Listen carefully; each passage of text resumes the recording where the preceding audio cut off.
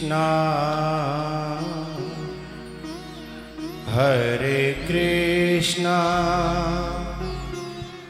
कृष्णा कृष्णा हरे हरे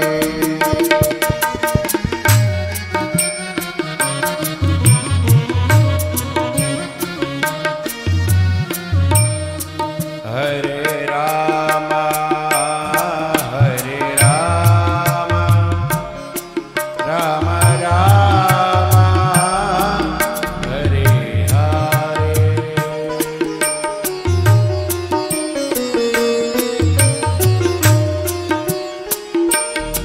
हरे कृष्णा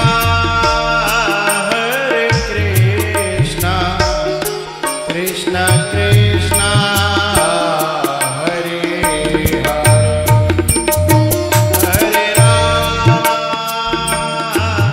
हरे राम राम राम हरे हरे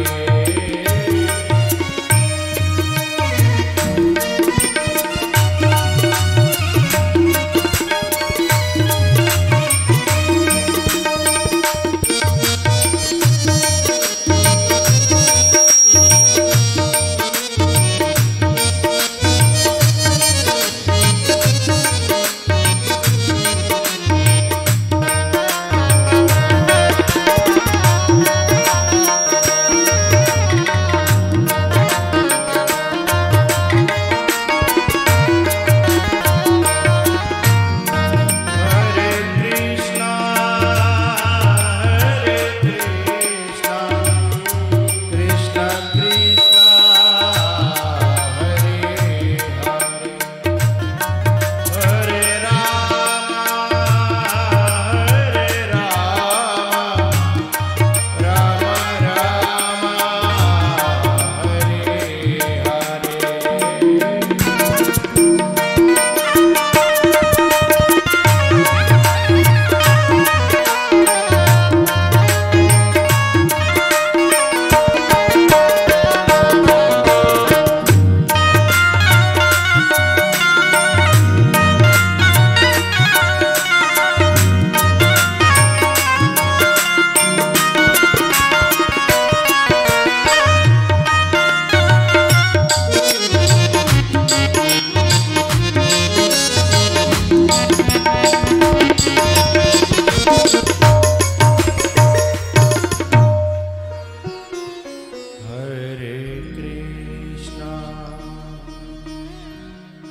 हरे कृष्णा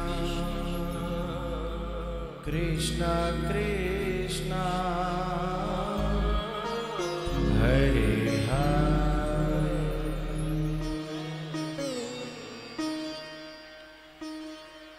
और खवाए दो जलेबी अब का चुप होंगी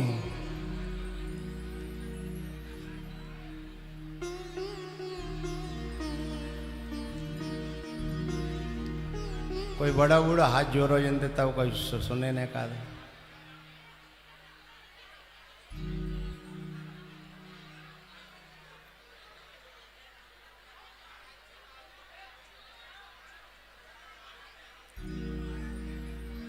हम ही कहें अच्छा जलेबी तुम खवाओ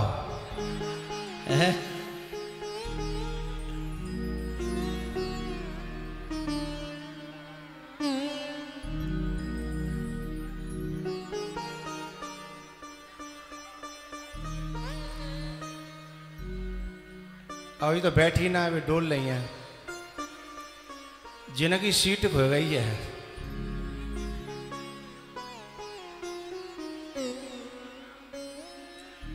अरे मैया पानी तो बंद करो अभी तो बाल्टी लेके डोल रही है अभी जब बाल्टी बाहर निकालो पानी डाल के बाहर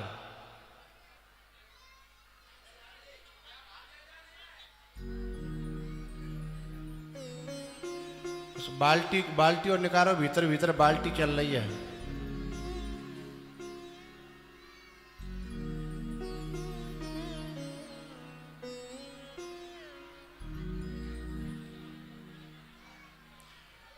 वो बाल्टी घूमत रहेगी भाई, निकारो वहां से।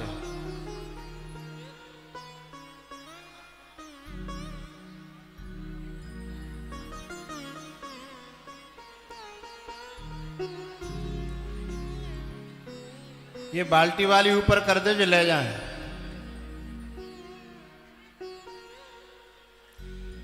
ये खवाए भी लायक हथौड़ी है भाई, पर तुम मानता ना हो है?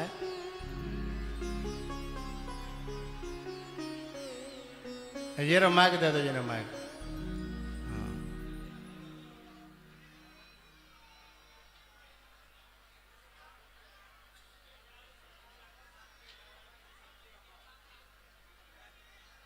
बोलो तो। हाँ बोलो। अरे चुप हो जा रे।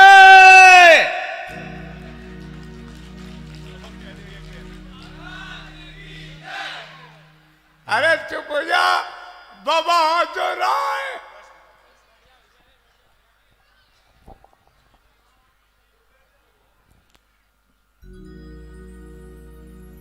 आओ।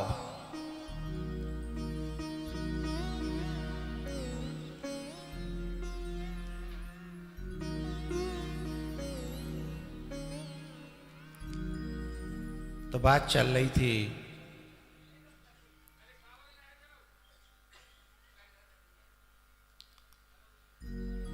माला गले में पड़ गई और इतने में वहां पर पधार गए परशुराम जी महाराज। और जैसे ही परशुराम वहां आए, सब राजाओं के पसीने छूट गए।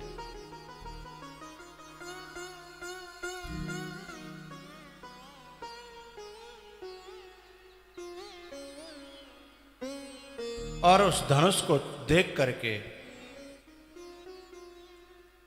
अंदर आग लग गई कि मेरे मालिक का धनुष, मेरे स्वामी का धनुष किसने तोड़ा। राम जी ने कहा, नाथ संबोधन भंजनिहारा होए क्यों एक दास तुम्हारा।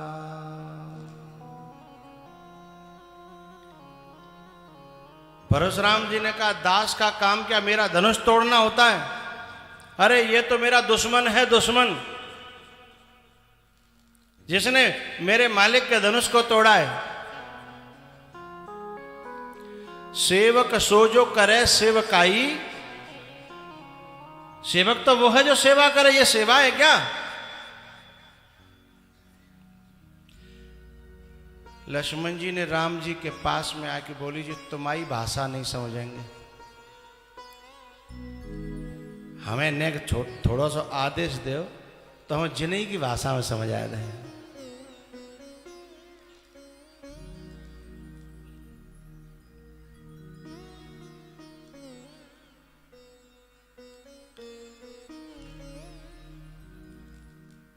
राम जी ने अंदर ही अंदर हल्की सी आज्ञा दी।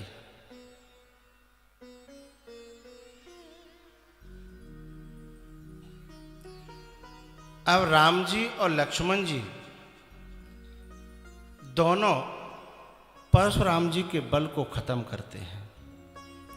परशुराम जी क्रोधित होते हैं और राम जी मीठी मार देते हैं, लक्ष्मण जी तीखी मार देते हैं।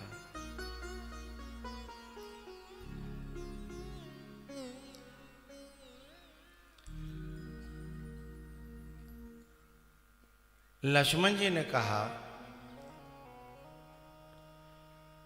कि ऐसे तो हमने बहुत धनुष तोड़े हैं और आप तो साधु हो, आपके लिए तो सब धनुष समान है। जब हमने बहुत धनुष तोड़े तब तो कोई गुस्सा नहीं करी। एहि धनु पर ममता के हेतु।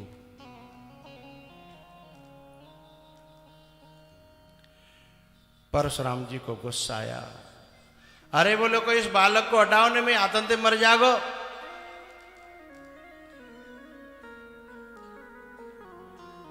धनु ही सम त्रिपुरारि धनु, ये मेरे भोलेनाथ के धनुष को धनु ही कह रहा है। बहु धनु ही तोरी लड़काई, कबहू ने असुर कीन घुसाई। अरे बोले इसको हटाओ मेरी आंखों के सामने से। लक्ष्मण जी ने कहा आंख मूंद लो, तुम्हें कोई दिखे कोई नहीं है। मूदऊ आंख कतऊ को नहीं, तुम्हें आंख बंद कर लो।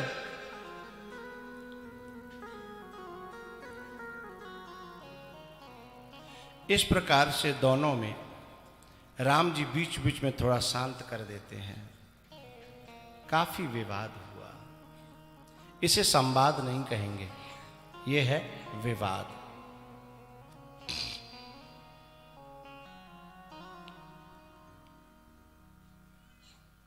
अरे राम, तू अपने सेवक को समझाता नहीं है।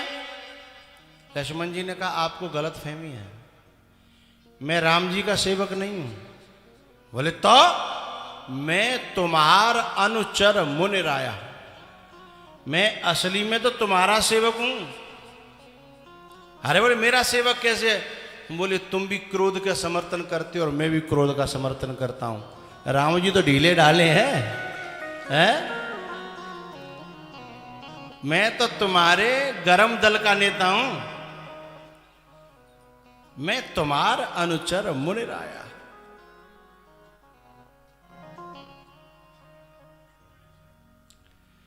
छोट कुमार खोट बड़ भारी,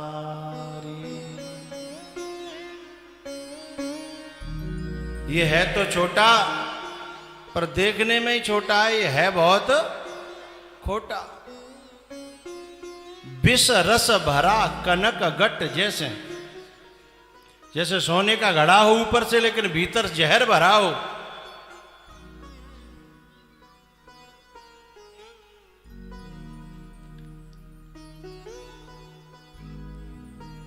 अरे राम इसको बता मेरे बारे में, मैं कौन हूं। लक्ष्मण जी ने कहा तुम पे तो शोभ तो मिले तब तो, तुम खुद ही अपने बारे में इतना बता रहे हो कि और काऊ को नंबर भी नहीं आ रहा है। कोई दूसरो तब बतावे। अपने मोह तुम आपन करनी, अपनी करनी अपने मुंह से बार बार बखान रहे हो, कोई दूसरे को नंबर आवे तब तो।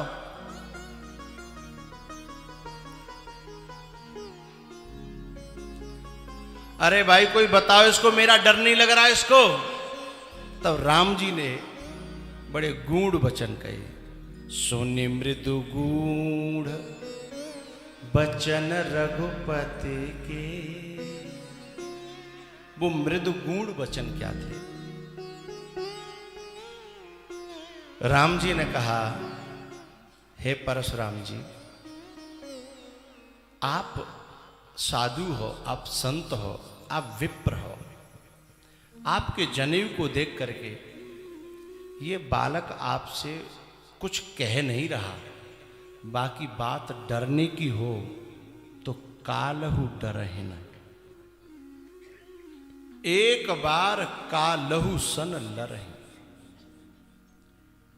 अब काल से लड़ने की बात कोई कर रहा हो तो कोई महाकाल ही होगा। परशुराम जी का माथा ठनका। बोले ऐसा कौन आ गया जो काल से लड़ने की क्षमता रखता है? राम जी ने इशारा किया कि अंदर की आंखें खोलो। तमोगुण लाने की जरूरत है नहीं है। तमोगुण से कभी सत्य का दर्शन नहीं होता। सत्य का दर्शन करना है तो हृदय के कपाट खोलो।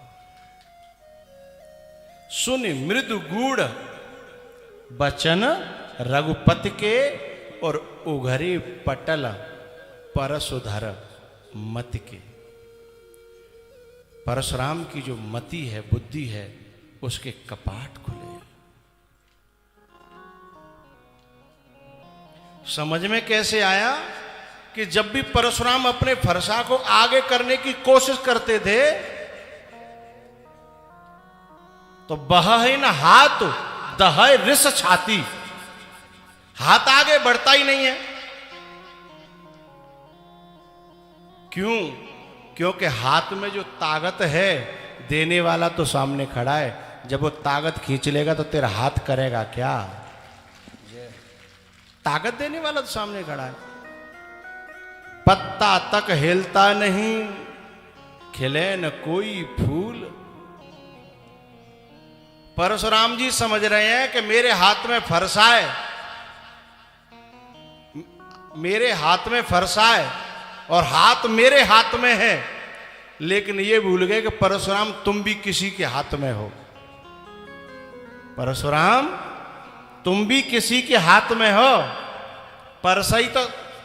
फरसाई तो तुम्हारे हाथ में है, लेकिन तुम्हारा हाथ भी अपने हाथ में नहीं है, तुम्हारा हाथ भी किसी और के हाथ में है। जब फालिस मार जाती है ना तो हाथ तो जमी लटके और रहता, लेकिन फिर अपनी आज्ञा नहीं मानता, किसी और की आज्ञा में है हमारे हाथ भी, लेकिन हम अपने हाथ समझते कि हमारी आज्ञा में है।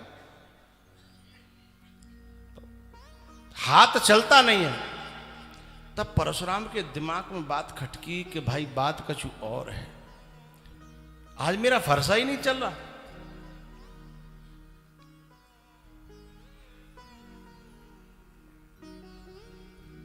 जैसे शूर्पणखा ने जाकर के रावण से कहा, करस पान सो वस दिन राती, पी पी करके तू दिन और रात पड़ा रहता है, तुझे पता है तेरे सिर पर दुश्मन आ गया। अरे बोले मेरा दुश्मन कौन? बोले खरदूषण को मार दिया। और जैसे ये सूचना मिली रावण की 10 खोपड़ी ठनक गई। क्यों?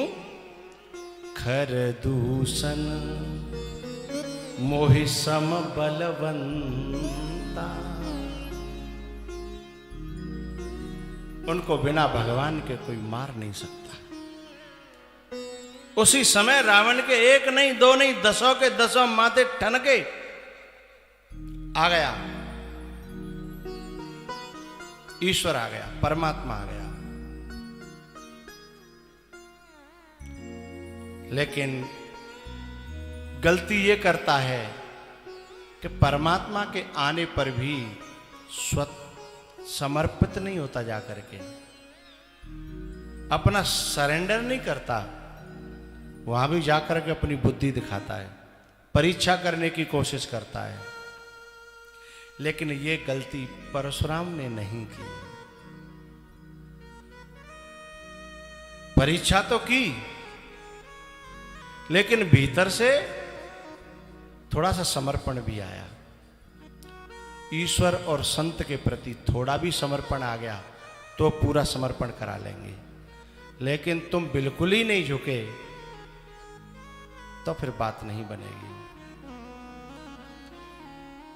जितनी बातें क्रोध में हो रही थी सब डाउन हो गई।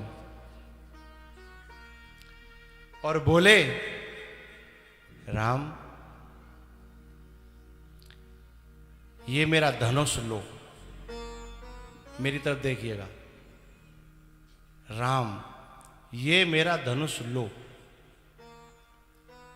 इतना कहा और वो धनुष उतर के अपने आप चलने लगा राम जी की तरफ। बस परशुराम जी समझ गए कि जो चेतनता हाथ वो जिसके आने पर जड़ हो जाए और जो जड़ था वो चेतन हो जाए, ऐसा सिर्फ ईश्वर कर सकता है। जो चेतन कहूं जड़ करे और जड़ करे चेतन।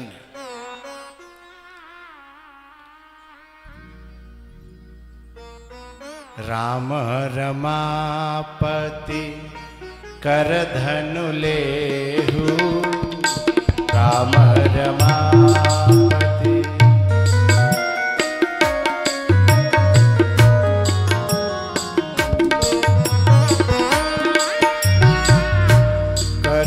बनोले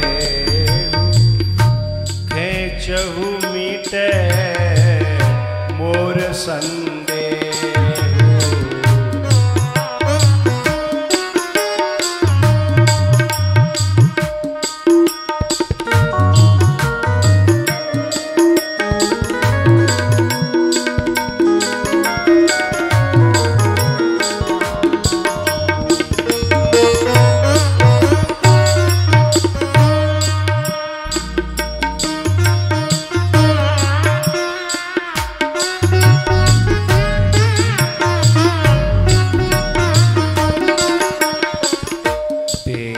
चाप आप ही चल गए देत चाप।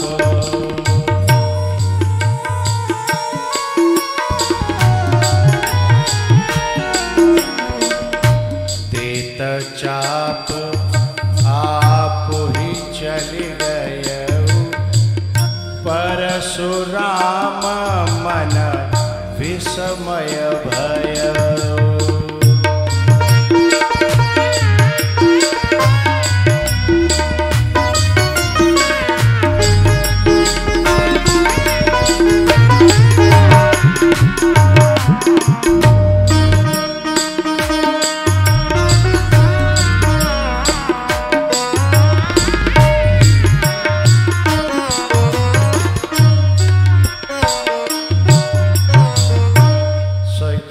जोड़ लिए भगवान क्षमा करना।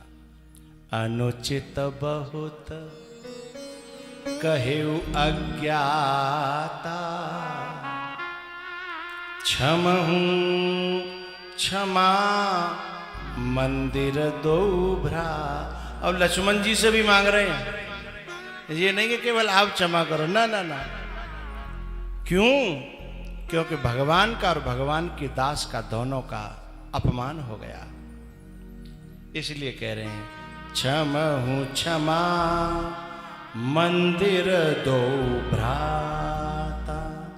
अनुचित मैंने जानबूझ के अनुचित नहीं कहा, अज्ञाता। अनुचित बहुत कहेउ अज्ञाता क्षमहूं क्षमा मंदिर दो भ्राता।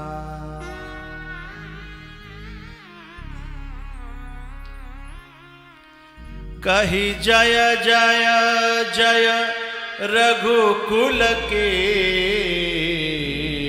तू भृगुपति गए बनहि तपहे तू। जैसे ही परशुराम जी गए सवन की जान में जान आ गई, बोले बच गए। जब तक वे थे वहां तब तक काउआ यूना लग रही कि बचेंगे, और जैसे ही वे गए सब पीछे तो जोर से हाथ जोड़े कि ठीक है, हैं?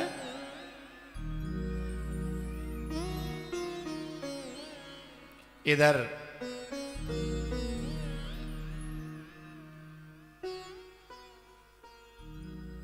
जनक जी महाराज ने विश्वामित्र जी के चरणों में प्रणाम करके पूछा कि अब क्या करना है, आज्ञा करो। जो विवाह होना था वो तो है, लेकिन अब जो रीति रिवाज हैं। विश्वामित्र जी बोले चिट्ठी लिखो। कौन सी पीरी चिट्ठी कह दे, हैं? चिट्ठी लिखो। और अब विश्वामित्र जी ने एक मन की बात जो भीतर थी वो और लिखवा दी। मन में क्या थी? वे दशरथ जी तो कह के आए कि अब द्वय ले जा रहे हैं, जरूरत पड़ेगी तो जो छोड़ के जा रहे हैं बिने बुला लेंगे, बिने लेके आ जाइए, है? और चिट्ठी लेकर के दूत जैसे अयोध्या में पहुंचे, पहरेदारों ने जाके सूचना दी। दशरथ जी महाराज ने तुरंत बुलाया, राज दरबार में उसने चिट्ठी दी।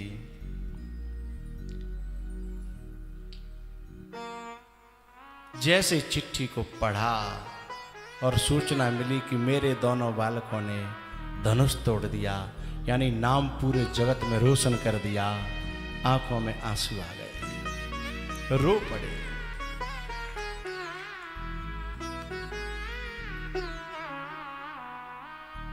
भैया कहू कुशल दो बारे, तुमनी के निज नयन निहारे।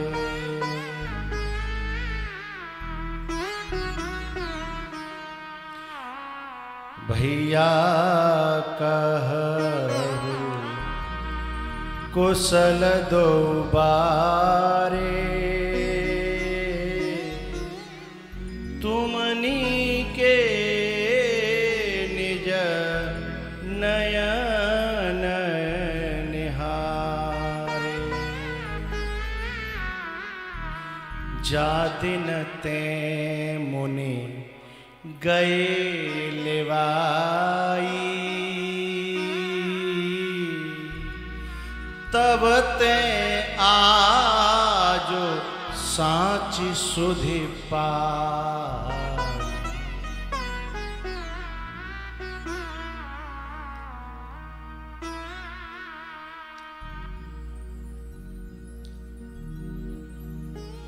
इतने में भरत जी को कहीं किसी ने जाके सूचना दे दी कि एक चिट्ठी आई है, खेलत रहे तहां सुध पाई। उसी खेल को वहीं पे छोड़ के चले आए और आकर के पिताजी से बोले, चिट्ठी कहां से आई है? भैया की चिट्ठी है। दशरथ जी की आंखों में आंसू देखे और दशरथ जी ने पलक झपका दिए, बोले हां। भरत जी भी रो पड़े, भैया की चिट्ठी है? हां। भरत जी के प्रेम को देख करके सभा बड़ी आनंदित हुई। भैया भैया में प्रेम यदि कहीं है तो भरत से सीखने के योग्य है।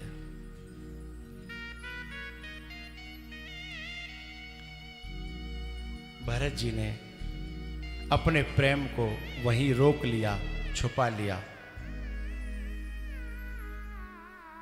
भरत जी महाराज एक साइड में बैठ गए। दशरथ जी ने उन दूतों से कहा, भैया मेरे दोनों बालक छोटे छोटे कुशल से हैं ना? हां कुशल हैं। बोले तुमने देखा? बोले हां देखा। बोले नहीं नहीं, तुमने अपनी आंखों से देखा? दशरथ जी को सबर नहीं हो रहा।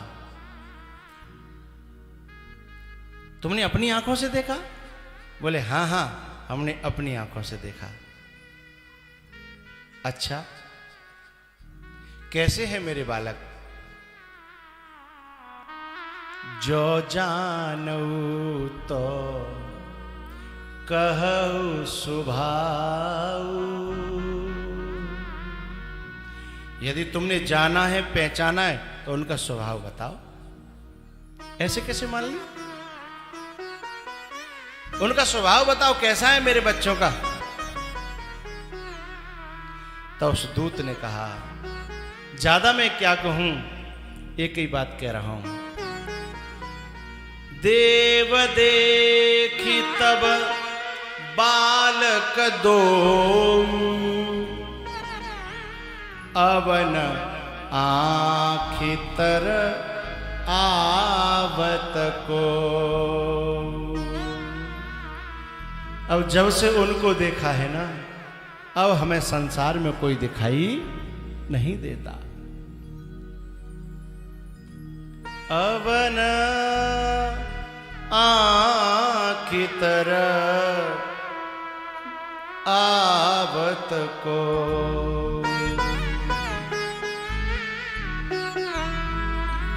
बड़ा आध्यात्मिक प्रश्न था।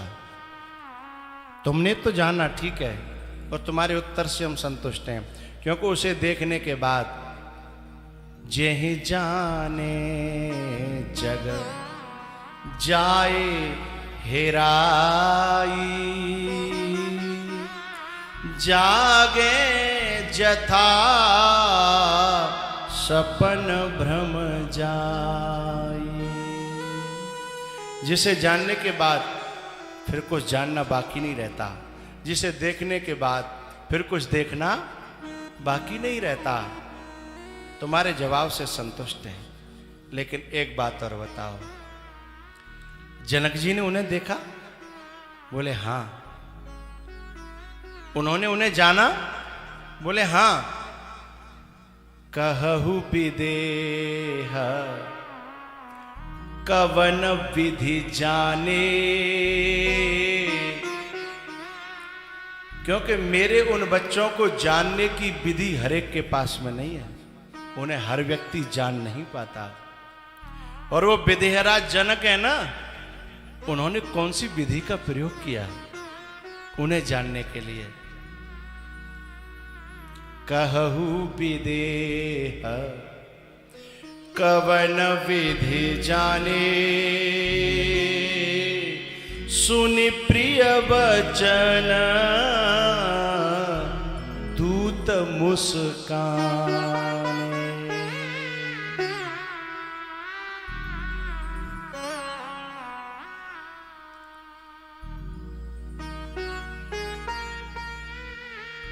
महाराज दशरथ की ज्ञान भरी और अध्यात्म भरी उन बातों को सुन करके, क्योंकि ये दूत भी कोई सामान्य के नहीं है, विदेहराज ज्ञानियों के भी ज्ञानी जनक जी के दूत हैं, कोई ऐसे वैसे तो होंगे नहीं। उनकी इस प्रकार की गुण भरी बातों को सुन करके दूत मुस्कुरा गए। दशरथ जी ने तुरंत अपने हार उतार करके और कहा कि इस इतनी अच्छी सूचना के बदले मैं तुम्हें कुछ दे तो नहीं सकता, पर ये थोड़ा सा। इतना दशरथ जी ने किया, तुरंत उन्होंने अपने कान पकड़ लिए। अरे राम राम राम राम, आप, हम बेटी के गांव के हैं और हमारे यहां बेटी के गांव का तो पानी भी नहीं पिया जाता, और तुमने हमें यह दिखा करके हमें अपराध का भागी बना दिया। नहीं महाराज, हमें आज्ञा दो और हमें सूचना दो, हमें क्या सूचना देनी है। कह दिया, जाओ कह दो जा करके बारात आ रही है, हम सब आ रहे हैं। दशरथ जी बारात लेकर के गए हैं।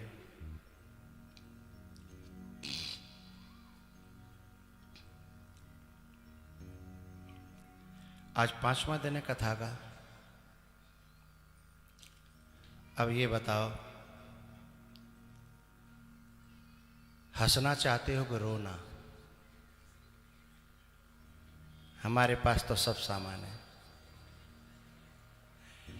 नहीं, 4 दिन हंसाते हंसाते हो गए, अब ने शुरू करें, अब मौसम बनाए।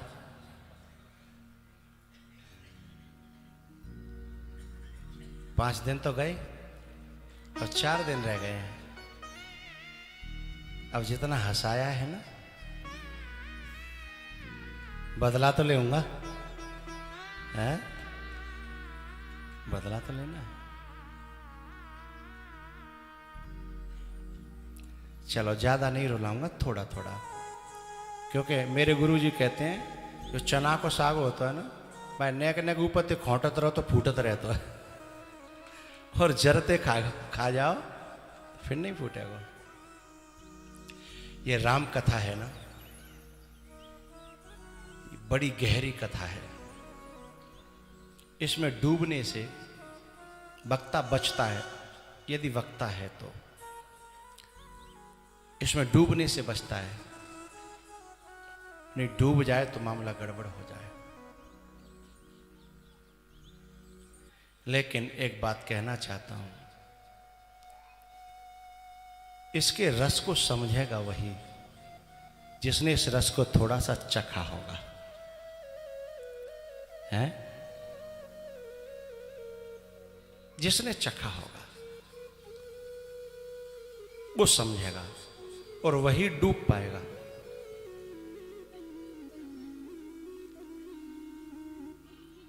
बारात आई, जो भी नियम कर्म थे वो सब हुए। उसके बाद सीता जी के विदा का समय आया। सीता जी ने, वैसे विदाई जो थी वो कई दिन टाली गई, क्योंकि जनक जी का इतना प्रेम है अपनी बेटी से कि वह रोज प्रार्थना करते हैं जाकर के, रुक जाओ एक दिन और, एक दिन और। फिर रुक जाते हैं वो। ऐसे करके 15 दिन समय व्यतीत हो गया। वैसे 24 घंटा तो अभी बारात रुकती कछु दिना पहले, एक दिन जाती रात को रुकती, फिर दूसरे दिन मिलन ही होती, फिर दोपहर तक बारात विदा होती थी। अब समय बदल गया, अब प्रेम ही नहीं रहा। एक बात मैं कहना चाहता हूं, जनक जो है ज्ञानी है और ज्ञानी के ममता नहीं होती। ममता त्याग करहि जिम ज्ञानी। लेकिन जनक जी महाराज फिर भी सीता जी के लिए इतना क्यों रोए?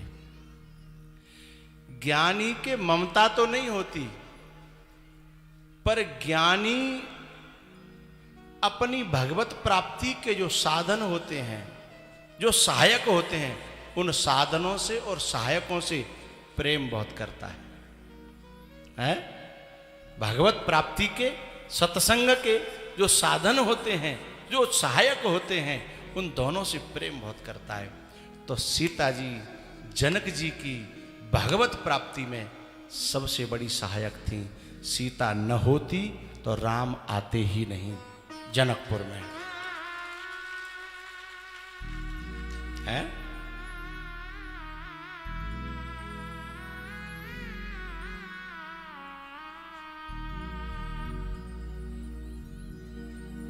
आखिरकार आज दशरथ जी ने कह ही दिया कि आज सीता जी की विदाई। अब कई दिन हो गए, आप कहते हो हम रुक जाते हैं, लेकिन अब तो चलने दो। दोनों समधी आपस में एक दूसरे से मिले और इधर सीता जी अपनी मां के पास और सहेलियों के पास बैठी हुई थी। अपनी मां को स्वयं सीता जी समझा रही थी कि मां, मेरे बाद में मेरे पिताजी का ख्याल रखना। इस भारत की धरती पर ऐसी ऐसी बेटियां होती हैं कि जो लोग अपने बाप के मरने पे नहीं रोए, लेकिन उनकी बेटी विदा हुई तो रोए बिना रुका नहीं गया। लेकिन कोई अच्छी बेटी होती है ना, उसकी माँ तो सबके लिए रोती है, कैसी भी बेटी होए, लेकिन बाप रो जाए जिस बेटी के लिए, वो सुलक्षणी बेटी। कोई कोई बेटी पूरे घर को जीत लेती है, चाचा चाची, चाचा ताऊ ताई, दादा दादी, सब खुश रहते हैं, क्योंकि सबकी सेवा करती है, सबका कहा करती है। और जब ऐसी बेटी विदा होती है ना, तो आंखों में आंसू सबके आ ही जाते हैं। बहुत सी बेटी होती है जिनके लिए पूरा मोहल्ला रोता है, पूरा गांव रोता है, उनकी सेवा के कारण, उनकी शीतलता के कारण, उनके प्रेम के कारण। एक बात बताऊं, ये लड़के होते हैं ना, ये घर में चाहे 4 हों, जरूरी नहीं है बाप की सेवा होगी, लेकिन बेटी एक वही ना, तो भी बाप की सेवा होगी। कितनों बाप बाहर ते भूख और प्यास आवे, बेटी एक होए घर में भूख और रह नहीं सकत, तुरंत पानी आवेगा और लड़के होंगे तो दूसरे गेट से निकल जाएंगे। बेटी घर को एकदम साफ रखती है। जब तक बाप के चेहरा पे मुस्कुराहट नहीं आवेगी तब तक बाकी आसपास घूमती रहेगी। पापा पापा आज आप कुछ दुखी से लग रहे हो। जैसे खुश हो जाएंगे पापा से खुश हो जाएगी। अपनी सेवा से सबका दिल जीत लेती है। और पता है किसी इस भारत की बेटियों ने सबका दिल जीता है, इस बात का प्रमाण यह है कि जब विदाई होती है मां रोती है, कोई बड़ी बात नहीं है।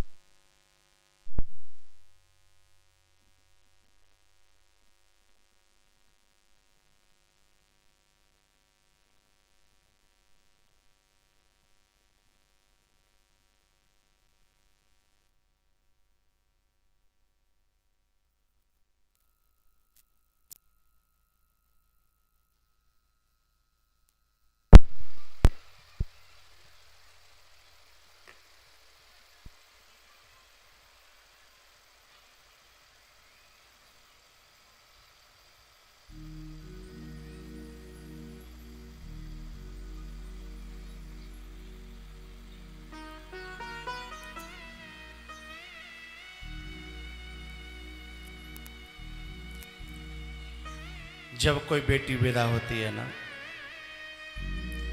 तो मां रोती है तो कोई बड़ी बात नहीं है, क्योंकि वो कलेजे का टुकड़ा है। अच्छा बहुत सी तो माँ बेटियां पता है क्या करती हैं, इतनी सहेली बन जाती हैं आपस में, इतना प्रेम हो जाता है कि बेटी और माँ एक दूसरे की मित्र बन जाती हैं। और कभी कभी बेटी इतनी अच्छी होती है कि पूरे घर का लेन देन बेटी संभालती है।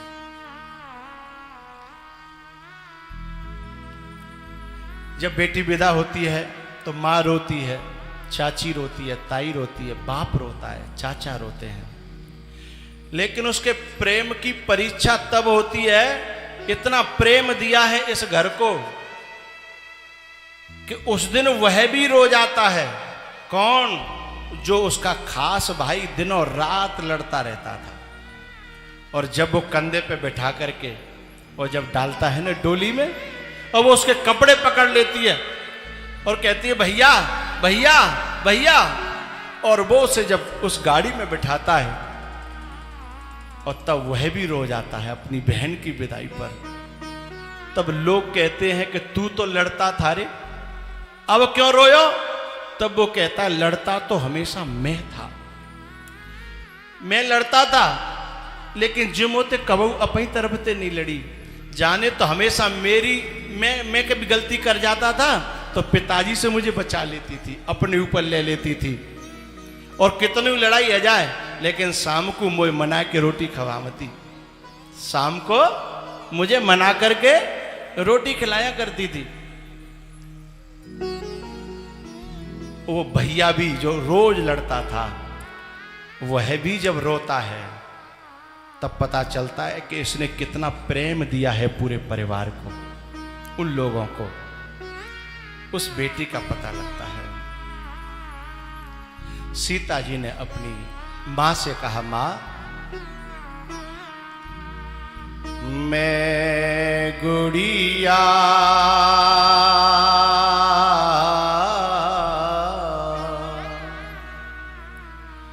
तेरे आंगन की,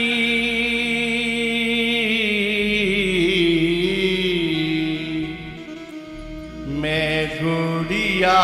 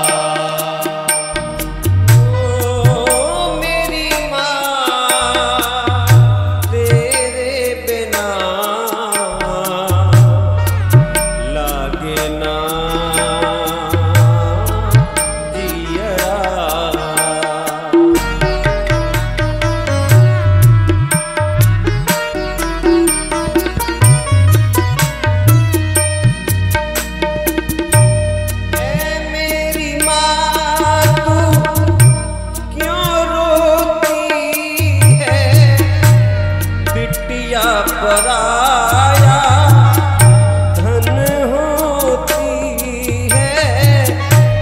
ए मेरी माँ तू क्यों रोती है, बेटी पराया धन होती है। याद न आए तेरे, याद न आए तेरे, याद न आए तेरे लाडन की। मैं चिड़िया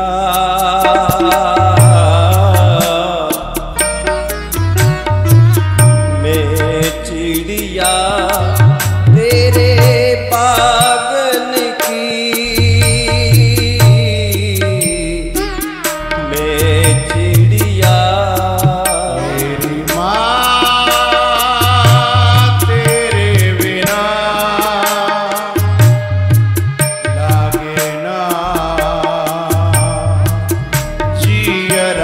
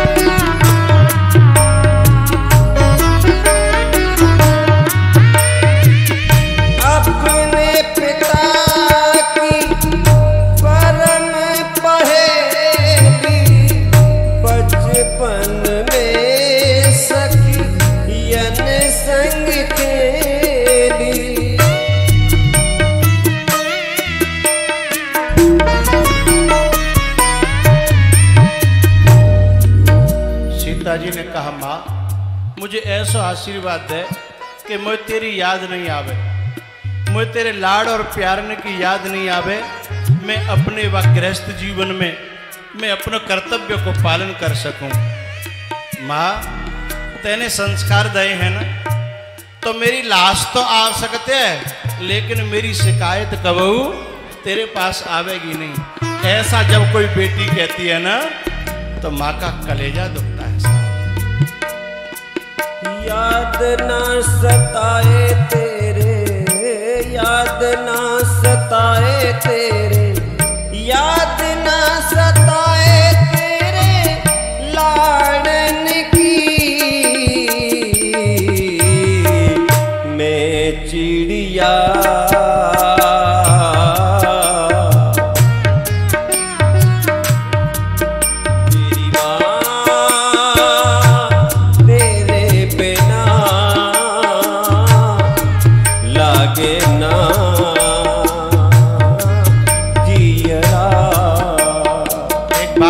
चाहता हूं, जब तुम्हारे घर में कोई अपनी बेटी दे तो वह किसी के कलेजे का टुकड़ा है। वह बाप सबसे ज्यादा दुखी इंसान होता है जिसकी बेटी किसी घर में जाने के बाद दुखी रहे। चुकबा को दर्जा तो छोटो कजू कहवे को तो अतना सिवाय अपनी टोपी दरवे के प्रार्थना ही कर सकता है, लेकिन बाकी बेटी जब सताई जाती है ना, तो बाप की बद्दुआएं बहुत बुरी लगती हैं, माँ की बद्दुआएं बहुत बुरी लगती हैं। इसलिए कभी किसी की बेटी को सताना मत, क्योंकि बाप बेचारो अपने कलेजे के टुकड़े को, माँ बेचारी अपने कलेजे के टुकड़े को और तुम्हारे घर को सजाने के लिए कि भेजती है।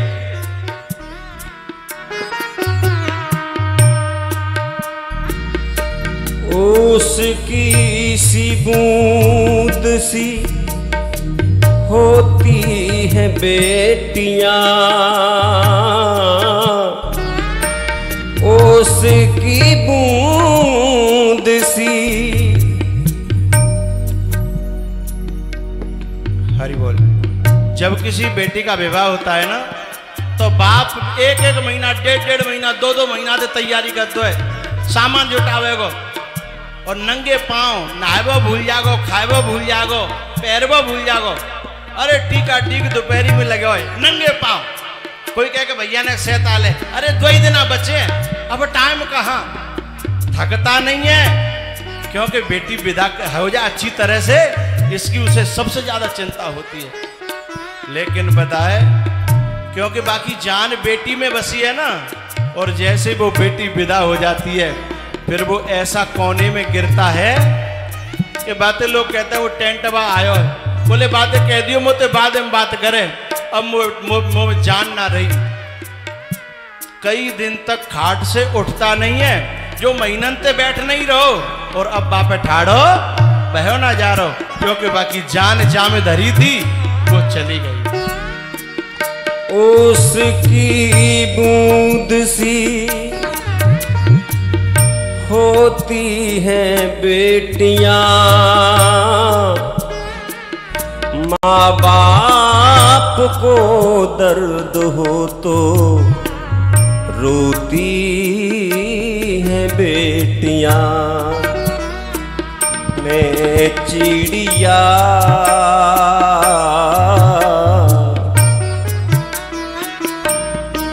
तेरे बागन की, चिड़िया मेरी माँ तेरे बिना लागे ना जियरा। ओ मेरी माँ तेरे बिना लागे ना जियरा। पिताजी अपनी माँ के गले से लिपट करके रोई, अपनी सब सखियों से मिली और बोली, बहन हम तुम संग रही, संग खेली, लड़ी झगड़ी, मेरी कोई गलती तुम्हें दिल को ज्यादा चुभगी होए तो वह क्षमा करियो, क्योंकि आज के बाद हमारो तुम्हारो मिलवो पतो ना भयो भयो। क्योंकि ससुराल जाने के बाद बेटी पराधीन हो जाती है, सबसे क्षमा मांगती है और फिर अंत में जाकर के अपने पिताजी के गले से लटक जाती है और राजा जनक रो पड़ते हैं। उन्हें उसका बचपन सब याद आने लगा। ऐसे खेलती थी, ऐसे डोलती थी, ऐसे बोलती थी। जैसे तैसे छुड़ा करके लोगों ने और सीता जी को डोली में बिठाया और जनक जी डोली को पकड़े हुए डोली के संग ही जा रहे हैं। मिट्टी महामर्याद ज्ञान की पीछे पीछे जा रहे हैं। लोगों ने कहा आप राजा हो, आप पुरुष हो, आप ही रोगे तो जनता को क्या होगा। बोले मोए जनता को पता ना जाकर मोए जी भर के रो लंदे हो। मैंने हाथन में पारी छोटी सी आज मेरे सामने जा रही है। जैसे तैसे लोगों ने लौटाया और आंगन में आकर के खड़े हो गए। अब वही आंगन खाने को दौड़ रहा था जहां बेटी की शादी होती है ना, कितनी रोलचल होती है। लेकिन जैसे ही वो विदा भई फिर वही आंगन, वही घर, वही कमरा जिसमें वो रहती थी वो सब खाने को दौड़ता है, उसी की याद दिलाता है। जनक जी महाराज ने सब दुनिया वालों से कहा भैया कोई बेटी से मन मत लगाना, क्योंकि एक न एक दिन ये छोड़ करके चली ही जाती हैं। लेकिन भैया बेटियों से मन कोई लगाता नहीं है, वो अपनी सेवा से मन को जीत लेती हैं। कोई लगाता थोड़ा ही है, अपना प्रेम, अपना स्वभाव, अपनी सेवा से सबके दिल को जीत लेती हैं।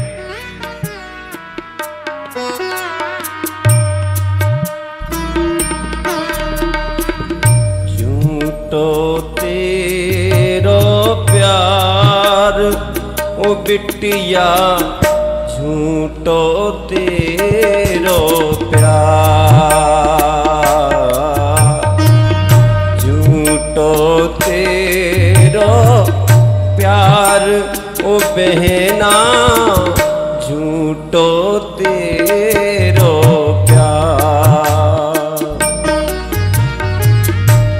छोड़ी अकेला जाती है मुझको, छोड़ी अकेला, छोड़ी अकेला,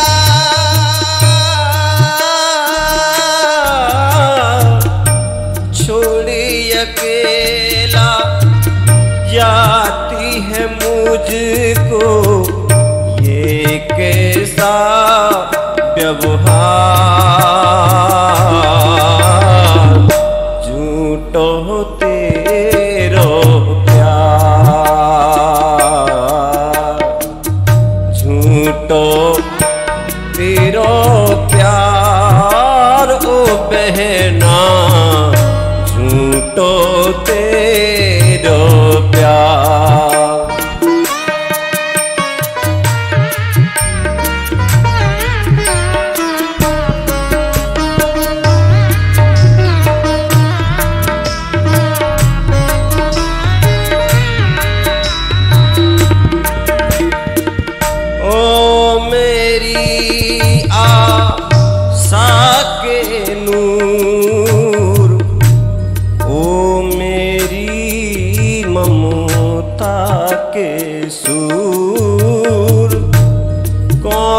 मुझे अब भोजन देगा, कौन मुझे अब बिस्तर देगा।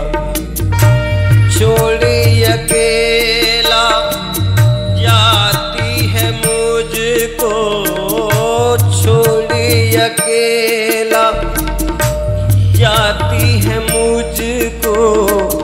ये कैसा व्यवहार, झूठा तेरा प्यार, झूठा तेरा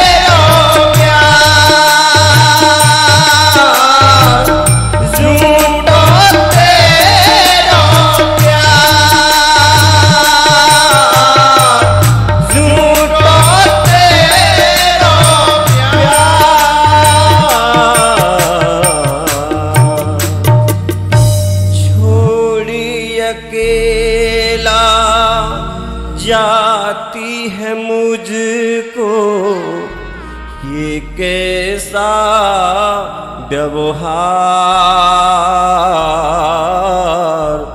झूठो तेरो प्यार ओ बहना,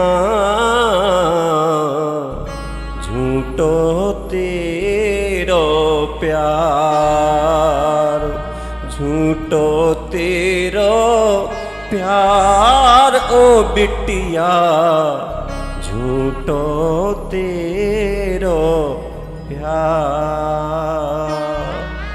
छोड़ी अकेला जाती है मुझको, ये कैसा व्यवहार, झूठो तेरो प्यार उलाड़ो, झूठो तेरो प्यार। हम लोग साधु हैं, साधुओं के पास में पुरुष तो मिलते ही हैं, लेकिन जब ये बेटियां कभी मिलती हैं ना, आज तक का वो लड़का ने हमसे ना पूछी कि मेरे पिताजी दुखी रहते हैं, मेरी माताजी दुखी रहती हैं, कोई उपाय बताओ। लेकिन ये जितनी बैठी हैं ना, ये सब पूछती हैं कि मेरी माँ मायके में बहुत दुखी रहती है, मेरा बाप बूढ़ा है, बहुत दुखी रहता है, बापा कोई उपाय है। ससुराल में जाकर के भी अपना मायके का, माँ और बाप का इतना ख्याल।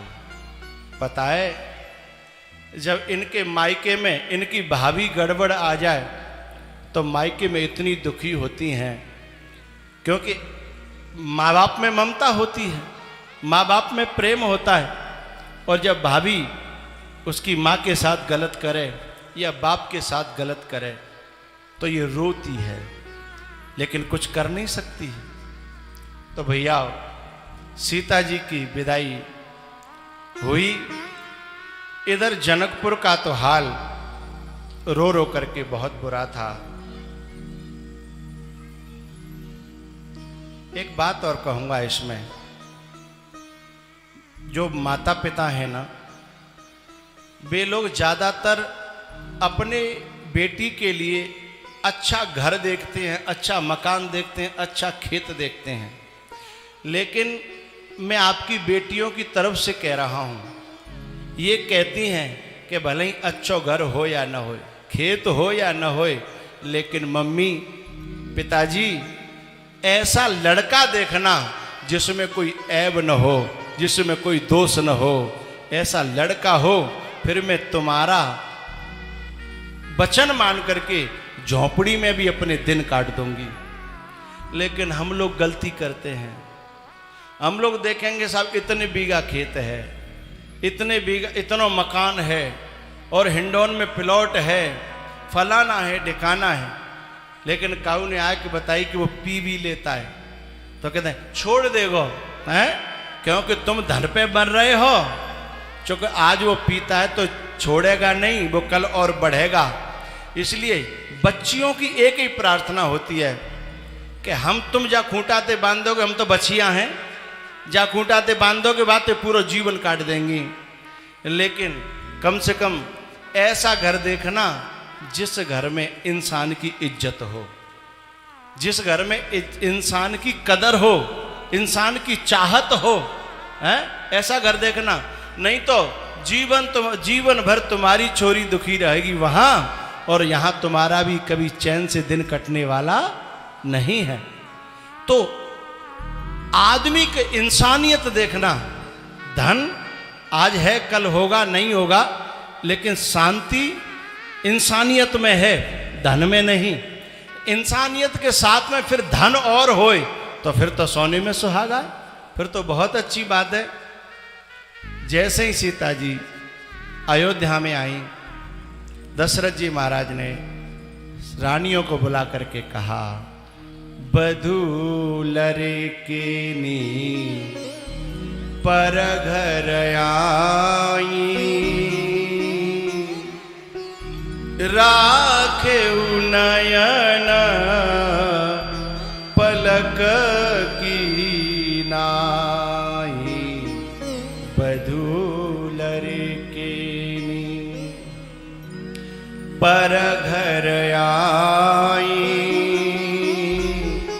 राखे नयन पलक की नाई। तीनों रानियों को समझाया है। पलक जो होता है ना, वो स्वयं को संकट में डाल करके आंख को बचाता है। ऐसे ही सास होनी चाहिए। जो कोई गलती हो जाए बहू की तो अपने ऊपर ले ले और बहू है सुरक्षित रखे, इतना प्रेम करे भैया। उसके बाद कुछ दिन तो ठीक ठाक व्यतीत हुए, लेकिन देवताओं को बड़ी चिंता हो रही थी, क्योंकि इसी प्रकार से अयोध्या में प्रेम बना रहा तो राम जी का वनवास नहीं होगा, तो फिर रावण मरने वाला नहीं है। इसलिए उन्होंने षड्यंत्र करना प्रारंभ कर दिया। इधर देवताओं ने षड्यंत्र प्रारंभ किया, इधर एक दिन क्या हुआ, दशरथ जी महाराज ने और दर्पण देखा, आईना, शीशा, और उस दर्पण में क्या देखा, श्रवण समीप भय सित केसा। श्रवण समीप भय सित केसा। मनहु जरठपन अस उपदेशा। मनहु जरठपन अस उपदेशा।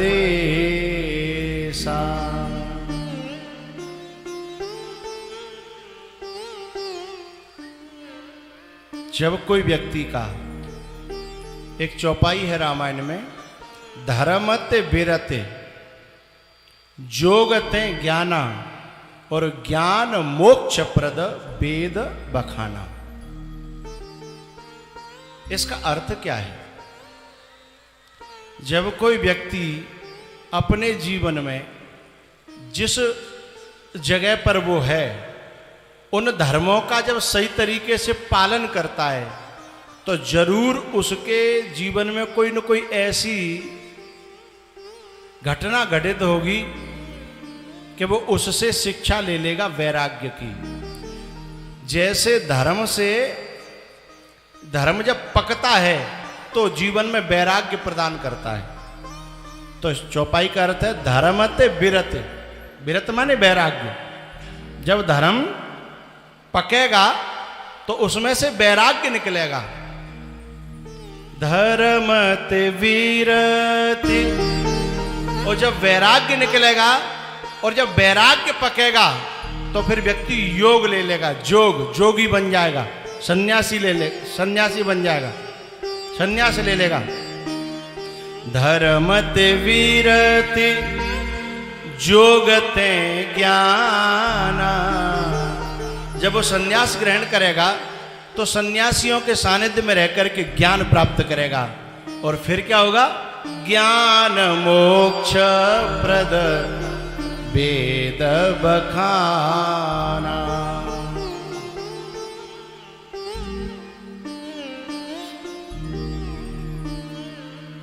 अब दशरथ जी का धर्म पक रहा है।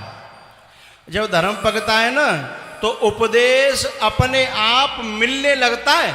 कोई जरूरी नहीं है कि उपदेश देवे बारो आवे। अब दशरथ जी को उपदेश देवे बारो तो आए, कोई अपने पके हुए बालों से ही उपदेश प्राप्त हो गया। श्रीमद् भागवत के 11वें स्कंद में जो दत्तात्रेय के जो 24 गुरु हैं ना, वो कोई गुरु ने आके उपदेश नहीं दिया, उन्होंने अपने आप उपदेश ले लिए हैं।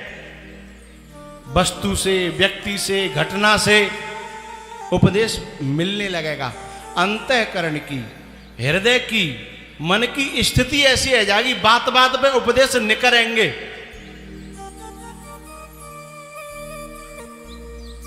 तो दशरथ जी के हृदय से उपदेश उपजने लगा। दशरथ जी को किसी ने उपदेश दिया नहीं, और रावण को उपदेश देने के लिए जन कितने लोग पहुंचे। खुद उसकी घरवाली कहती है मंदोदरी, चौथे पन जाई नृप कानन। मंदोदरी ने कहा कि आप मेरी बात मत समझियो जाए। बोले तो संत कहे असिनीते दसानन, चौथे पन जाई नृप कानन, संत कहे असिनीते दशा। लेकिन भाई उपदेश देवे बारे मंदोदरी, माल्यवंत, अंगद, हनुमान जी और जन कितने। लेकिन रावण कहता है कि तुम सब मूर्ख हो, मुझ जैसा होशियार या दुनिया में कोई नहीं है। तो आज भी जो खुदे होशियार माने और सबे मूर्ख माने, वही तो रावण है। लेकिन दशरथ जी को कोई उपदेश देने नहीं आया, क्योंकि उनका धर्म पक गया। उन्होंने तुरंत भीतर से उपदेश उपजा, क्या? पद जुवराज राम कहूं देहु, जीवन जन्म लाहु की न लेहु, जीवन जन्म लाहु के न लेहु। पद जुवराज राम कहूं देहु। मन में ये उपदेश उपजा कि अरे ये अब तेरा बुढ़ापा शुरू हो गया, अब तुझे राम को ये पद सौंप देना चाहिए, और तुझे तो वैराग्य लेकर के और भगवान का भजन करना चाहिए। ऐसा क्यों उपजा इनके अंदर? क्योंकि ये धर्म केवल जय जन्मते पालन ना कर रहे, इनको जन्म जन्म का अभ्यास है। ये वही दशरथ हैं जो इस पूरी पृथ्वी के पहले भी मालिक थे, मनु और शतरूपा। कोई कमी नहीं थी, लेकिन फिर भी इनके मन में गिलानी आई कि होई न विषय विराग, भवन बसत भा चौथपन, हृदय बहुत दुख लाग, जन्म गयो हरि भगति बिनु, हृदय बहुत दुख लाग,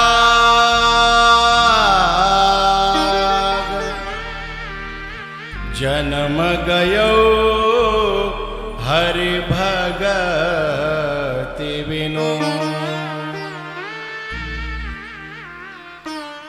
तो ये जन्म जन्म का अभ्यास है दशरथ जी का, वैराग्य करने का। भैया सीधे गुरु जी के पास में गए हैं, वशिष्ठ जी के पास में, और जाकर के प्रार्थना करी कि ऐसा मुहूर्त छांटो जो ये मेरो मनोरथ पूरा है जाए। अब वशिष्ठ जी तो त्रिकाल की जानने वाले थे, तीनों कालों की।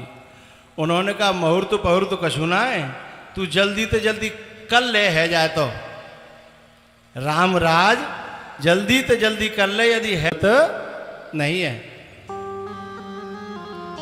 और दशरथ जी लौट करके आए हैं और तुरंत चारों तरफ ये खबर फैला दी, कल सुबह राम का राज तिलक होगा। और जैसे ही वो ढोल नगाड़े की आवाज वशिष्ठ जी के कानों में पहुंची, वशिष्ठ जी ने शिष्यों से पूछा कि ये क्या हो रहा है?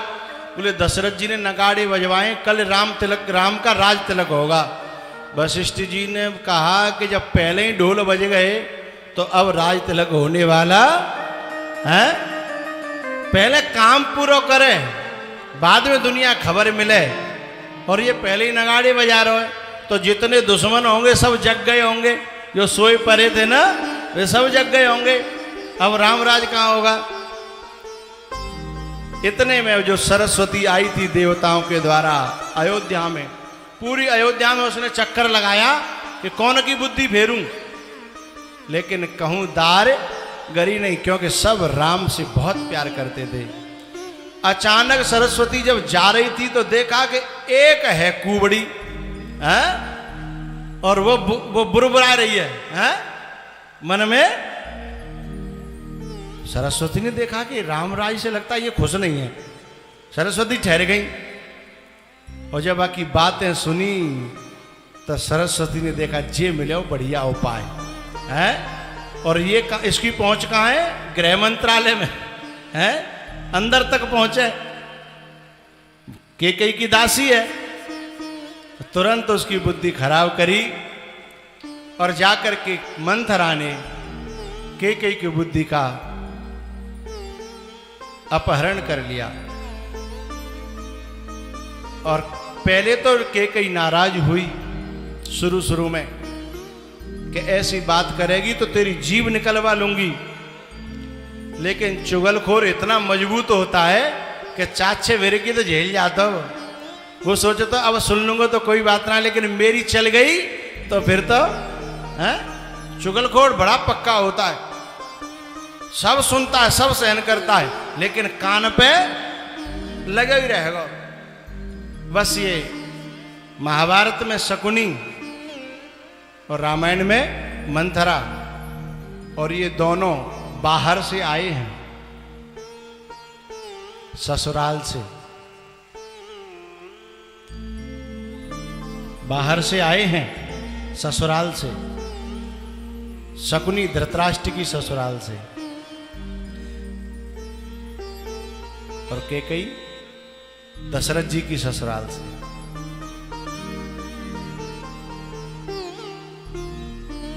और ये दोनों बाहर से आते हैं और दोनों ही इनका सुपड़ा साफ कर देते हैं।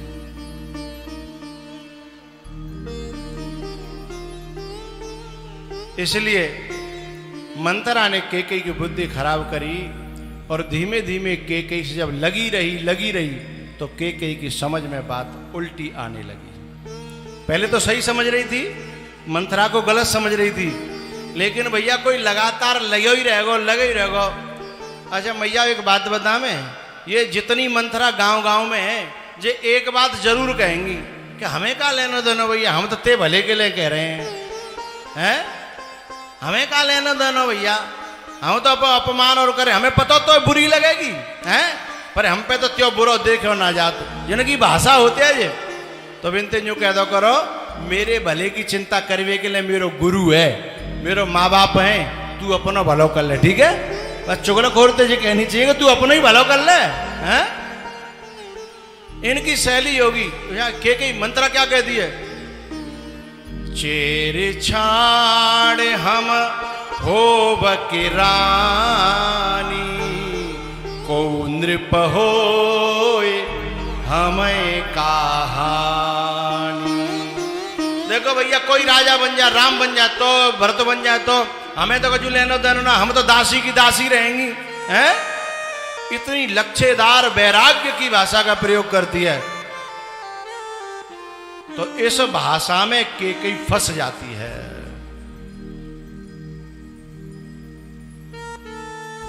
तब कैकेयी सोच में पड़ी और कहने लगी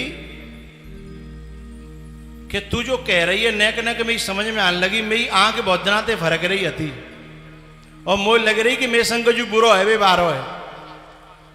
अब तू जो कह रही है मोह विश्वास है रो है कि मेरे को जो बुरो करवे को षड्यंत्र जरूर है रो होगो, तेने बढ़िया मेरी आंख खोल दी ना, आंख फोड़ दी है। बस यही तो भ्रम है। कभी कभी आंख फोड़ने वाले ये ऐसे लगते हैं कि इन्होंने हमारी आंखें खोल दी, ये भ्रम होता है हमें। कैकेयी को भड़का दिया और कहा कि तुम्हें याद है तेरे 2 वरदान हैं, दशरथ जी का जीवन भी तेरा दिया हुआ है, और सुन अपने अपनी बात पर है, अपने के लें। कहू की जान लेनी हो तो ले लेनी ही चाहिए, समय पे नहीं, फिर आगे को भरोसा जी जागन मौको है। और राम राजा बन गो तो फिर कछु है जावे बारो जेल में सड़ियो।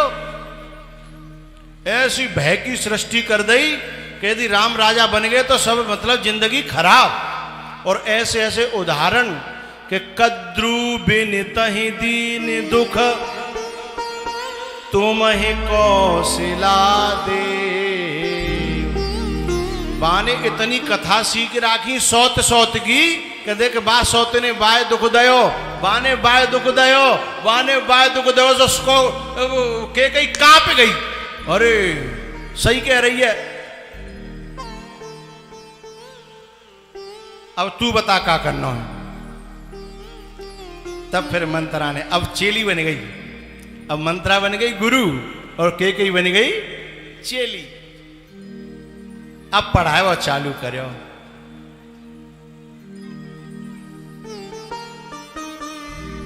कोटि कुटिल मनि गुरु पढ़ाई,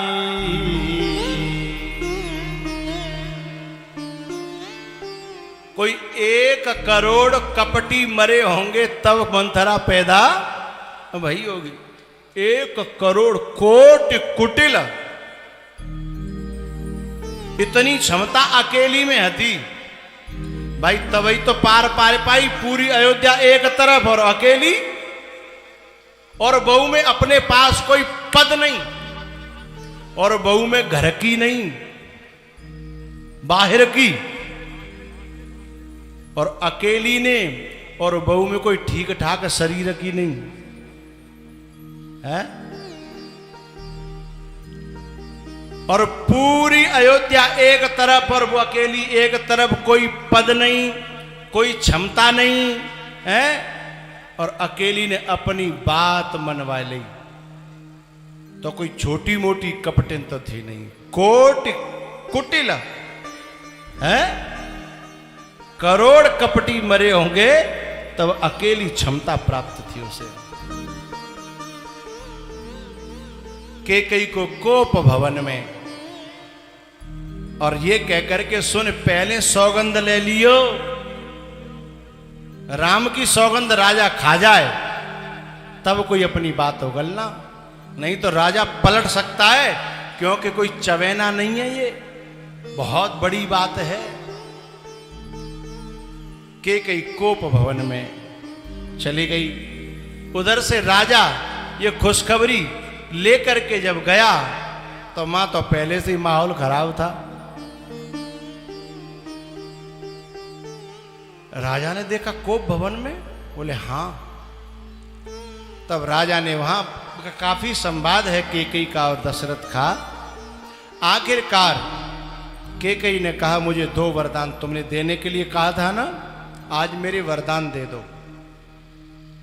बोले मांग ले। तो कहा पहला वरदान भरत को राज तिलक, और दूसरा वरदान राम को 14 वर्ष का वनवास। इतने में तो राजा पछाड़ खा के गिर गए। और इतना बड़ा राजा जिसके लिए इंद्र भी आसन दिया करता था, और वो अपनों के द्वारा मारा गया।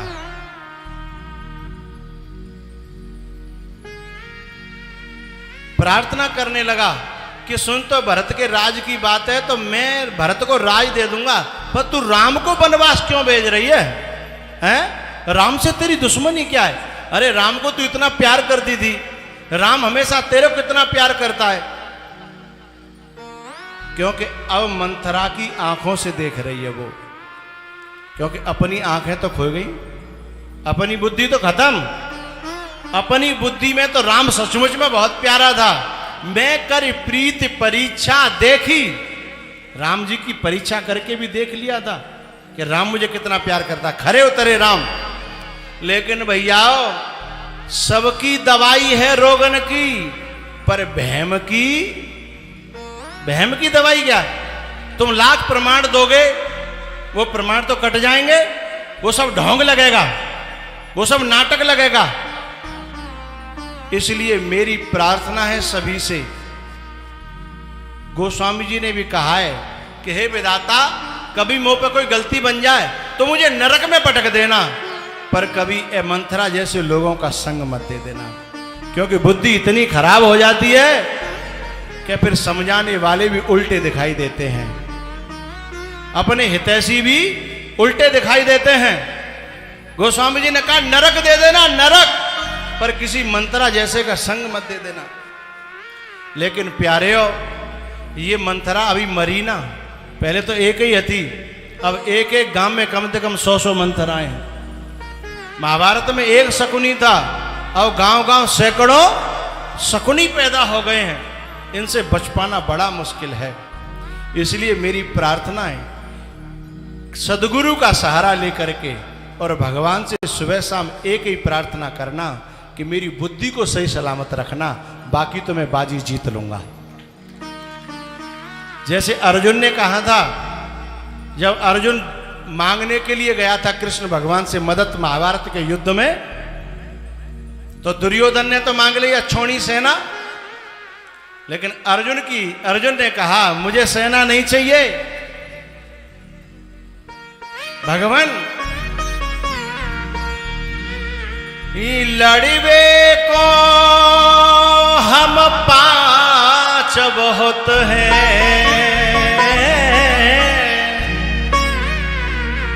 लड़ने को तुम्हारी 5 इंद्रियां बहुत हैं, लड़वे को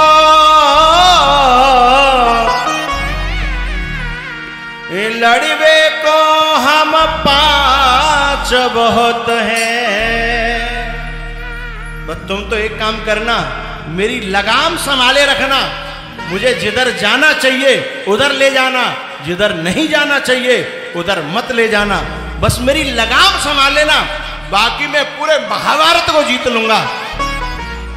लड़वे को हम 5 बहुत हैं, बस दर्शन नाथ तुम्हारे, तुम रहना साथ हमारे, तुम रहना साथ हमारे, तुम रहना साथ हमारे, तुम रहना साथ हमारे।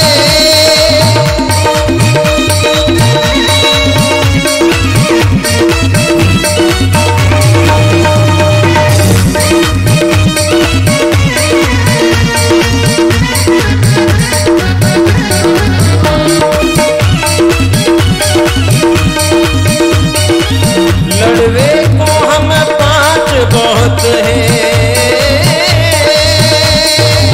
लड़वे को हम 5 बहुत हैं, दर्शन नाथ तुम्हारे, तुम रहना साथ हमारे, तुम रहना साथ हमारे।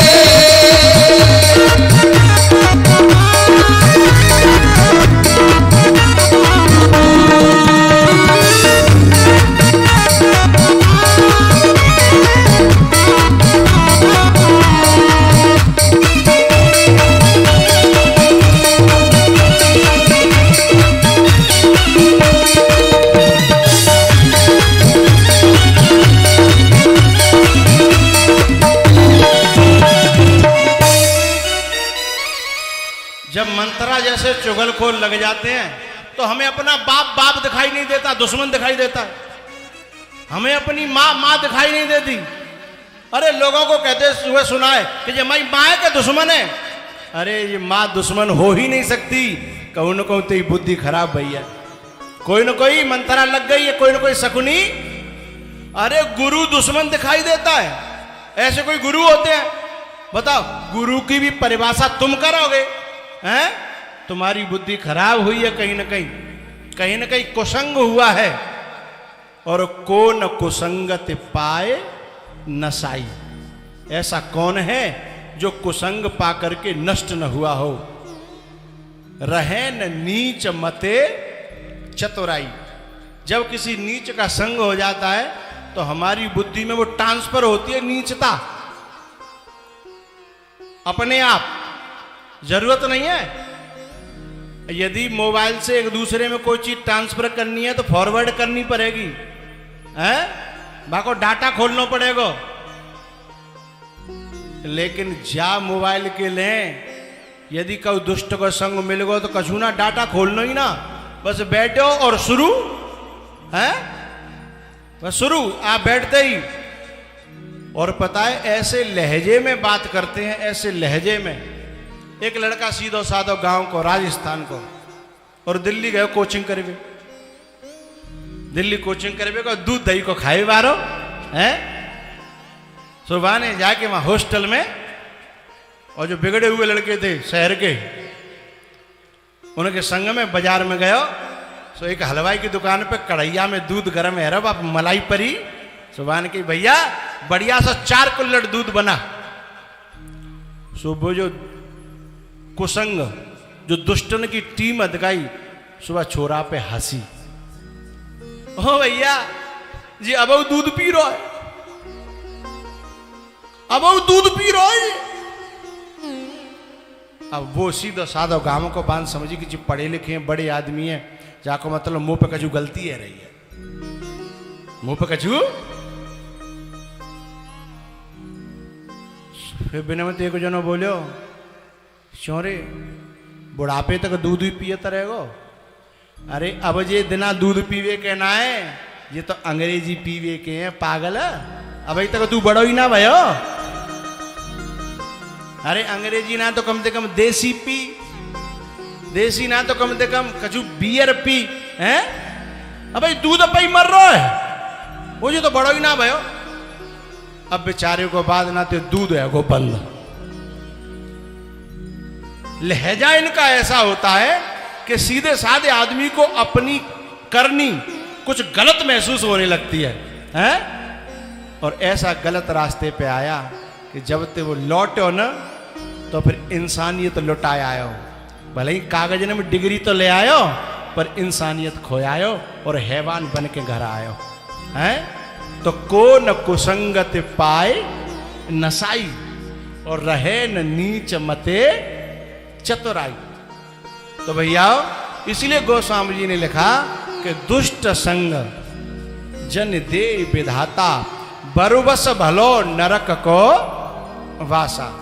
नरक अच्छा है, लेकिन दुष्टों का संग अच्छा नहीं है। पूरी अयोध्या में अब समझ लो, दुर्योधन इतना बुरा नहीं था।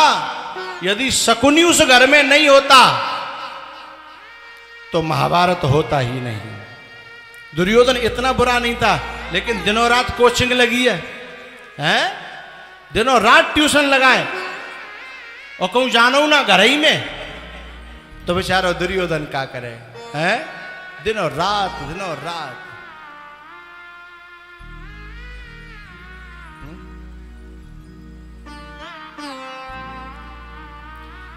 एक बात, ये पंक्ति आ रही है, लकड़ी के मकानों में चिरागों को न रखना, लकड़ी के मकानों में। अपने परिवार में कभी कभी आप किसी ऐसे चिराग को लाते हैं कि जो हमारे घर में रोशनी करेगा। बाहर के आदमी को प्रवेश दे देते हैं कि कजू अपनो काम आवेगो, लेकिन चिराग लाए थे रोशनी करने के लिए। लकड़ी के मकानों में चिरागों को न रखना। बोले क्यों? पड़ोसी भी यहाँ आग बुझाने नहीं आते, पड़ोसी भी यहाँ आग बुझाने नहीं आते। आते हैं नए लोग, पुराने नहीं आते।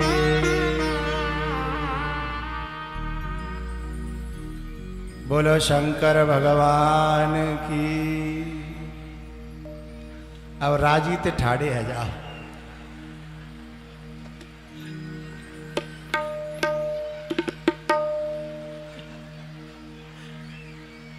अब तुम हलता ना उठाड़े अभी तो बात दूर रही, फिर कहनी पड़ती है।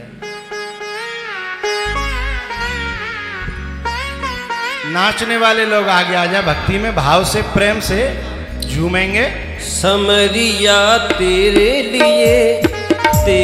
लिए मैंने जोगन भेष बनाया। समरिया तेरे लिए मैंने जोगन भेष बनाया। जोगन भेष बनाया मैंने, जोगन भेष बनाया। जोगन भेष बनाया मैंने, जोगन भेष बनाया। कन्हैया तेरे लिए मैंने जोगन भेष बनाया।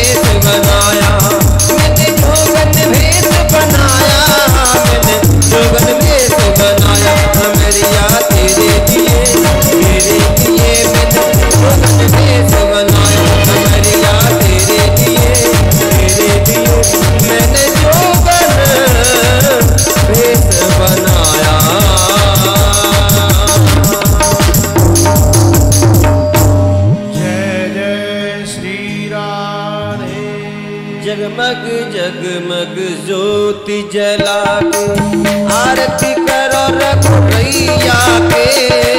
जगमग जगमग ज्योति जला के आरती करो रघुरैया के।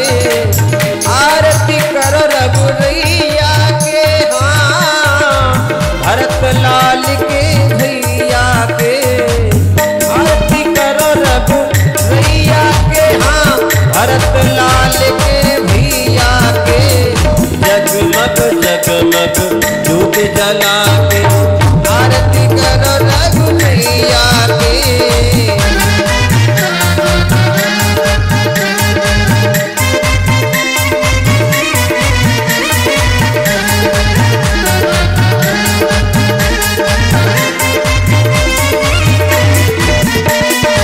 सब मिल आवो आरती गावो कौशल्या के छैया पे।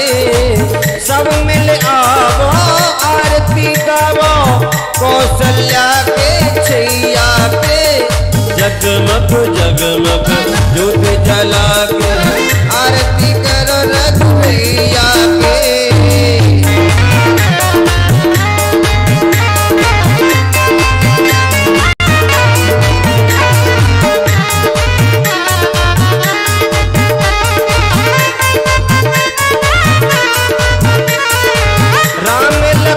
और भरत शत्रुघ्न अयोध्या के रे भैया के। राम लखन और भरत शत्रुघ्न अयोध्या के रे भैया के। जगमग जगमग ज्योत जला के आरती करो रघुरैया के। जगमग जगमग ज्योत जला के आरती करो रघुरैया के।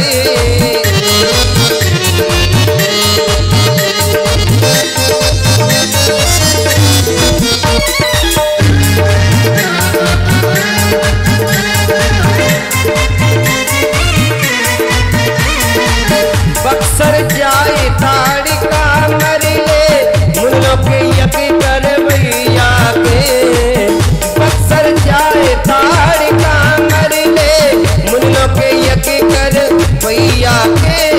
जगमग जगमग ज्योत जला के आरती करो रघुरैया के।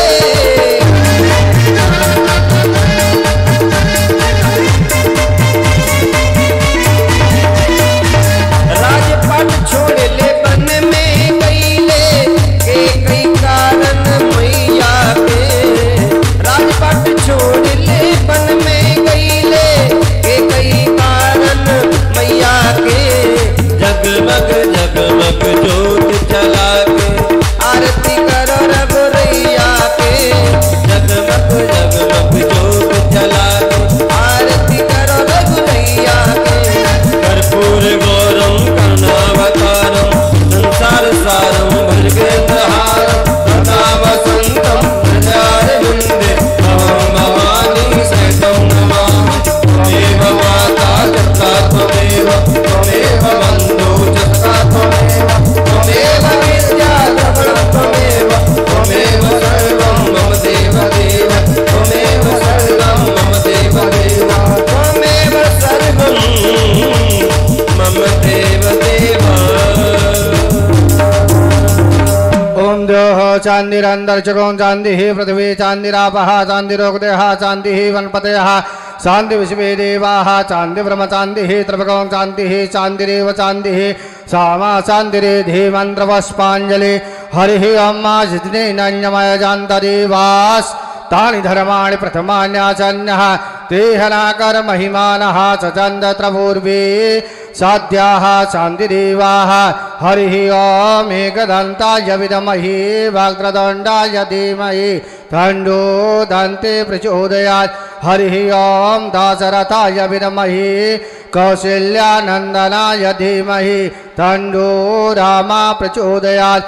हरिः ओम जनकात्मजायै च विद्महे रामप्रियायै च धीमहि तन्नो सीता प्रचोदयात्। श्रीवन्ते कामे कुलिजां भगवाटिलाब्जै गजादि कर भी धर चाल पुष्पै बिल्व प्रबाल तुलसी दल मंजरी भी त्वाम्बुजयामि जगदि स्वर में प्रसीदा नाना सुगंध पुष्पाणि यथा कालो भवानी च पुष्पांजलिर्मया दत्तं गृहाण परमेश्वरा प्राणभृतोत्तमाय नमः मंत्रोष्पांजलिं समर्पयामि। बोले भागवत महापुराण के, राजा रामचंद्र भगवान के, हनुमान जी महाराज के, व्यास जी महाराज के, सुखदेव जी महाराज के, परीक्षित जी महाराज के, बाबा गणेश दास जी महाराज के, जय जय श्री राधे। जिस किसी की गाड़ी रास्ते में खड़ी हो, पूज्य गुरुदेव की गाड़ी आ रही है, गाड़ी हटा लें। जय श्री राधे।